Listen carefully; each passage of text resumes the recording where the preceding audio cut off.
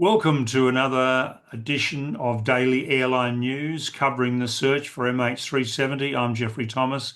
Delighted to say that once again I'm joined by Richard Godfrey, the UK aerospace engineer who has taken Whisper technology, worked on it, perfected it as a tracking tool, and has found a new location for MH370. But before we get into today's edition, um, a moment.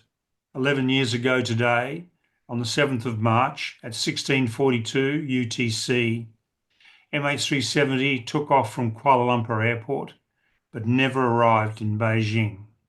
We remember the 239 passengers and crew who lost their lives, and of course the relatives and friends who were left behind.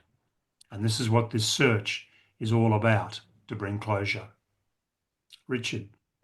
Indeed, my thoughts go out to the families and friends, and just to let them know at 16:42 UTC today, I'll be lighting a candle and thinking of those who lost their lives. Yeah. Now, Richard, can you give us an update now on the interesting progress of Armada 7806? Yeah, do you want the official information or the Yeah, actual information? well, give us a bit of both and we can leave the viewers to work it out for themselves. Well, according to the satellite tracking of the AIS system, Armada 7806 is underway in the Indian Ocean at 10.6 knots and on a course of 256.4 degrees true. This is almost exactly the same course in reverse as the course from the MH370 search area to Fremantle. The current location of Armada 7806 was passed in the other direction on the 3rd of March and at 9:30 UTC, and the course then was 76.3. Now, I don't know about your mathematics, but when I add 76.3 and to 180 degrees to get the reverse course, it gives me 256.3. So 256.4 is pretty close to a course for the search area and not a course for Cape Town. Now, according to the official reports, Armada 7806 is heading to Cape Town as its destination. But the ship is not currently on a track to Cape Town. We have a screenshot with the projected path to Cape Town, which is marked in red, and it, as you will see, is a lot further south. And when you look at the Cape Town port arrivals, yesterday it wasn't showing any arrival. Well, today it's been updated to show Armada 7806 arriving on the 24th of March, 2025. Well, the current speed and direction, it's going to have to speed up a bit and change direction if it's going to make Cape Town by the 24th of March. And we have another screenshot for you with the list of all of the arrivals in Cape Town that are being currently projected. Yeah, so on the basis of that, at this particular moment, and considering they've changed their destination about 5 times in the last 48 hours, one can possibly assume that they're going to restart the search. One question from me, without notice, and I know you've mentioned this a couple of days ago, what is the endurance of Armada 7806, please, Richard? The maximum endurance is 35 days. They adhered to that in the last voyage, from Port Louis to a testing area just north of Mm. Mauritius, and then across to the MH370 search area, and then across to Fremantle. So all of that uh, fitted just inside the 35-day limit. Mm. If we take the 35-day limit, then Armada 7806 will have quite a few days in the search area, if that's where it's going, before it would have to leave for Cape Town. So we'll see whether the arrival date in Cape Town gets updated, and we'll see whether the present course towards the search area is maintained. And of course, the destination may change once again back to Fremantle. Yes, or to Port Louis or somewhere else. So, Yeah, we've had a lot of changes, and we need to be prepared. There may be more. indeed. Now we're doing a bit more. You're doing a bit more. you're doing it, not me. A bit more research into the MH370 possible MH370 sighting by the Emirates pilot. Can you bring the viewers up to date with that, Richard? Yeah.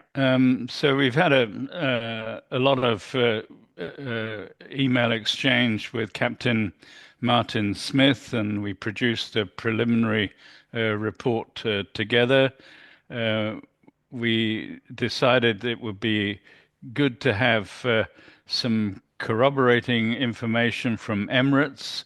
We've asked them to go back in their records to 11 years ago, um, and let us know uh, what information they can provide. They've have said they will do that. Now, Captain Martin Smith was at the time the senior first officer on flight EK 407. And the captain in charge was Captain Frank Coleman. There were four crew on board, and we've asked Frank Coolman for corroborating evidence of any incursion into the aircraft's airspace by an unidentified aircraft. And we've asked Emirates for a copy of the report, and we will see what response we get from those sources. And finally, we thought the ATC in Australia may have a copy of the incursion into the airspace of flight EK 407, and we'll see if we can dig something up from the Australian ATC. Of course, that may take a few days to a few weeks, so Yeah, we'll keep viewers updated as we get these bits and pieces of information and build up a picture of exactly what took place on yeah, that. and we're not going to release any uh, final report on this until we've got sufficient corroborating evidence. Absolutely. Now, we've had some interesting questions, as we seem to have a lot of interesting questions from viewers. And one of them relates back into a cockpit, but this time it's MH370. And one of our viewers has asked, was there a first officer in the cockpit on MH370 or just the captain and co-pilot? I'm very interested to know how the captain managed to get others out of the cockpit to carry out his plan. And he's assuming a pilot suicide, this particular gentleman. And he also asks, I thought there always had to be at least two people in the cockpit at all times. Can you talk to that, Richard? Yeah, the question is a little bit confused. There Mm, are um, roles and responsibilities of each pilot. So there's a pilot in command and a co-pilot. Those are the roles, and they have different responsibilities. And then there's the ranks. There are captains, senior captains, fleet captains, executive captains. There are first officers and senior first officers. There are also safety pilots and training pilots who may be a third person sitting observing the two pilots in the cockpit. In the case of MH370, there were only two people, the captain and the first officer, and the rule, which of two people in the cockpit, this rule was only brought in after the German wings suicide in 2015. So that was up until that point not mandatory. It was an advisory where at the discretion of the airline and the captain, whether the captain asks the co-pilot to go get a cup of coffee and take a break, and then he would return, take over, and then the captain would go get a cup of coffee and take a break. But it is pure speculation of how the captain got rid of the co-pilot out of the cockpit.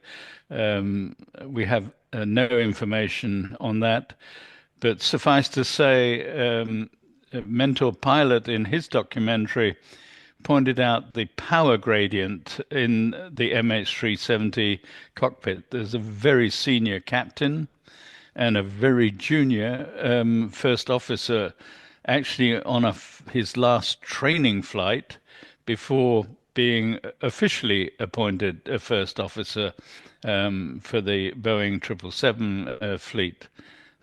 So, in light of the power gradient, I think the junior first officer would do whatever the captain asked. Yes, go and give me a glass of water, Yeah. something like that. And Richard, the next one is two questions. Are they going to do a complete search of all the hotspots before stopping for good? And is it normal to have all the erratic info from the port and vessel as you guys laid out yesterday in your video? So that's a good question. Yeah. Well, the first question, are they going to complete search of all the hotspots? Well, they announced that that was their strategy. Obviously, if they find MH370, then they won't carry on searching further. Uh, and on the other side, they want to carry on searching until they find MH370. They don't want to have to go back out again and don't want to have to search again later in the year. The the contract, if it were to be signed, does allow 18 months for Ocean Infinity. So if they wanted to, they could do a search now. They could then come back at a later point in time and search further. I'm sure they want to search until they find MH370. Now, to the second question, is it normal to have erratic information from port authorities and from vessels' AIS satellite system? No, it is not. And it is quite clear that there is misleading information which doesn't tie up if Armada 7806 is heading for Cape Town, then it's not going to have any time in the search area if it's going to get there by the 24th of March. So I leave it to the viewers to work out what they think's happening, and that's why I made the facetious comment at the start. Do you want the official story or the actual story?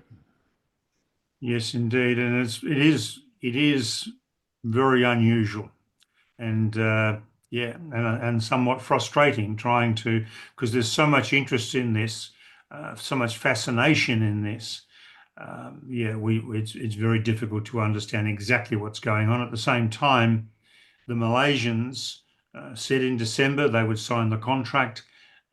We then found out that they had been sitting on the contract for 10 weeks and they're still sitting on the contract. And they said a few days ago, about a week ago, that yes, we'll sign it in the next couple of days. Well, they obviously haven't done that yet either. So yeah, it's all very, very frustrating and very bewildering on a no fine, no fee basis contract. So it's really perplexing.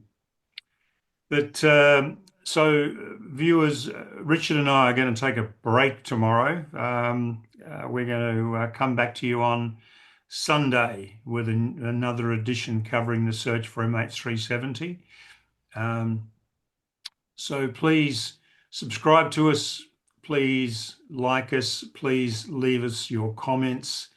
And as Richard and I have said at the beginning of this edition, please spend a few moments thinking about those 239 folks that have lost their lives and the tragedy of the relatives left behind who have been tortured, absolutely tortured by endless conspiracy theories, 150 books about the disappearance of this aeroplane 11 years ago. Thank you, Richard. Thank you.